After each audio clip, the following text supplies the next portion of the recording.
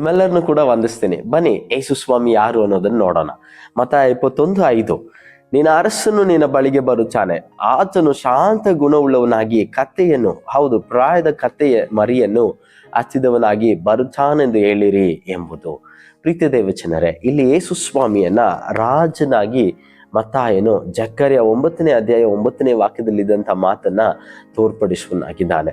ನಮ್ಮ ಜೀವಿತದಲ್ಲಿ ಯೇಸು ಸ್ವಾಮಿ ಇವತ್ತು ಯಾರಾಗಿದ್ದಾರೆ? ನಾವು ಮತ್ತಾಯ ಸುವಾರ್ತೆಯನ್ನ ಮಾತ್ರ ನಾವು ನೋಡುವಂಥದ್ದಾದ್ರೆ ಯೇಸು ಸ್ವಾಮಿ ರಾಜ್ಯ ವಂಶದಲ್ಲಿ ಹುಟ್ಟುವನಾಗಿದ್ದಾನೆ. ಯೇಸು ಸ್ವಾಮಿ ಪರಲೋಕ ರಾಜ್ಯ ಸಮೀಪವಾಯಿತು, ದೇವ್ರ ಕಡೆಗೆ ತಿರುಗಿಕೊಳ್ಳಿರಿ ಅಂತ ಹೇಳಿ ಜನರಿಗೆ ಸಾರುವನಾಗಿದ್ದಾನೆ.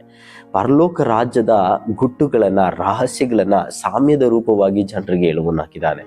ಅದು ಮಾತ್ರ ಅಲ್ಲದೆ ಶಾಂತನಾಗಿ ಶಾಂತ ಶುಭವುಳ್ಳವನಾಗಿ ಕತ್ತೆ ಮೇಲತ್ತಿ ಯೆರೂಸಲೇಮ್ ಪಟ್ಟಣದೊಳಗಡೆ ಬಂದು ಅಧಿಕಾರದಿಂದ ದೇವಾಲಯವನ್ನು ಶುದ್ಧೀಕರಿಸುವನಾಗಿದ್ದಾನೆ. ಆತನು ತಿರುಗಿ ಹೇಳುತ್ತಾನೆ ಕೊನೆಯದಾಗಿ 28ನೇ ಅಧ್ಯಾಯದಲ್ಲಿ, ನಾನು ತಿರುಗಿ ಬರುತ್ತೀನಿ ಮಹಿಮೆಯ ರೂಪದಿಂದ ಅಂತೇಳಿ ಆತನು ಹೇಳುವನಾಗಿದ್ದಾನೆ. ಪ್ರೀತಿ ದೇವಚನರೇ, ಯೇಸು ಸ್ವಾಮಿ ಹೇಳುತ್ತಾರೆ, ದೇವರ ರಾಜ್ಯಕ್ಕಾಗಿ ನೀತಿಗಾಗಿ ತವಕ ಪಡಿರಿ ಅಂತ. ಯೇಸು ಸ್ವಾಮಿ ಯಾವ ರೀತಿಯಾಗಿರುವಂಥ ರಾಜನು ಗೊತ್ತಾ? ಯೆಶಾಯ 9ನೇ ಅಧ್ಯಾಯ 6ನೇ ವಾಕ್ಯದಲ್ಲಿ ಹೇಳ್ತಿದೆ, ಆಡಳಿತವು ಅವನ ಬಾಹುವಿನ ಮೇಲೆ ಇರುವುದು, ಅದ್ಭುತ ಸ್ವರೂಪನು, ಆಲೋಚನಾ ಕರ್ತನು, ನೀತಿಯ ರಾಜನು, ನಿತ್ಯನಾದ ತಂದೆ, ಪರಾಕ್ರಮಿಯಾದ ದೇವರು ಅಂತೇಳಿ. ಯೇಸು ಸ್ವಾಮಿ ಇವತ್ತು ಆಳ್ವಿಕೆ ಮಾಡೋದಕ್ಕೆ ಬಯಸುವಂಥದ್ದು, ಯೇಸು ಸ್ವಾಮಿ ಇವತ್ತು ಆಡಳಿತ ಮಾಡೋದಕ್ಕೆ ಬಯಸುವಂಥದ್ದು ಯಾವುದನ್ನ ಅಂದರೆ ನಮ್ಮ ಪುಟ್ಟ ಹೃದಯವನ್ನ. ನಮ್ಮ ಪುಟ್ಟ ಹೃದಯವನ್ನು ಯೇಸುವಿಗೆ ಕೊಡೋಣ.